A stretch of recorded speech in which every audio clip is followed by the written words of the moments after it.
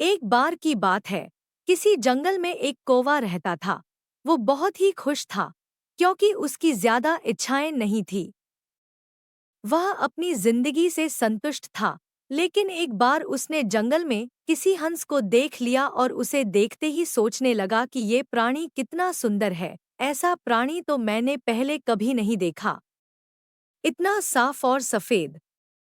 यह तो इस जंगल में औरों से बहुत सफेद और सुंदर है, इसलिए यह तो बहुत खुश रहता होगा। कौवा हंस के पास गया और पूछा, भाई तुम इतने सुंदर हो, इसलिए तुम बहुत खुश होगे? इस पर हंस ने जवाब दिया, हाँ मैं पहले बहुत खुश रहता था, जब तक मैंने तोते को नहीं देखा था। उसे देखने के बाद से लगता है कि तोता धरती का सबसे सुंदर प्राणी है। हम दोनों के शरीर का तो एक ही रंग है, लेकिन तोते के शरीर पर दो दो रंग है। उसके गले में लाल रंग का घेरा और वो सुर्ख हरे रंग का था। सच में वो बेहद खूबसूरत था। अब कौवे ने सोचा कि हंस तो तोते को सबसे सुंदर बता रहा है, तो फिर उसे देखना होगा। कौवा तोते के पास गया और पूछा, भाई तुम दो दो रंग पाकर बड़े खुश होगे? इस पर तोते ने कहा, हाँ मैं तब तक खुश था जब तक मैंने मोर को नहीं देखा था। मेरे पास तो दो ही रंग हैं, लेकिन मोर के शरीर पर तो कई तरह के रंग हैं।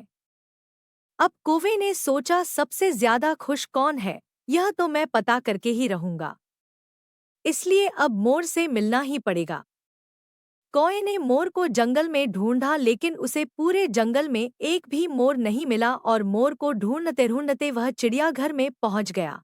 तो देखा, मोर को देखने बहुत से लोग आए हुए हैं और उसके आसपास अच्छी खासी भीड़ है।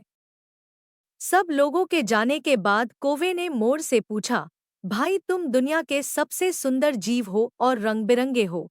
तुम्हारे साथ लोग फोटो खिंचवा रहे थे। तुम्हें तो बहुत अच्छा लगता होगा और तुम तो दुनिया के सबसे खुश जीव होगे।